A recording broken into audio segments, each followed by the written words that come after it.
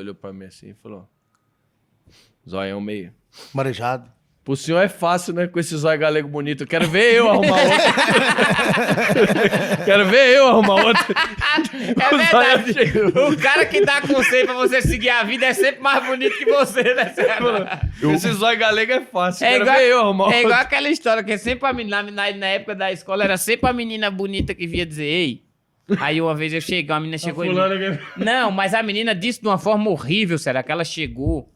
Aí ela chegou assim em mim, aí bem Você bonita. tem namorado? Não, ela já chegou na época da escola, ela. Oi, Felipe. Aí eu, oi, tudo bem, ela. Então, aí eu, caralho, Então é hoje, é hoje. Não, e a molequinha, paixãozinha, aí ela olhou assim, aí tinha uma gordinha, assim, ó, atrás da pilastra. Isso é gordofobia, mano. Não, eu só tô dizendo o fato. Eu já tô falei pra ele não evidenciando. jogar as pessoas pelo peso. Aí ela atrás da pilastra, assim, aí ela olhou assim pra minha bonitinha, olhou pra mim e falou, você teria coragem de ficar com a Tainá?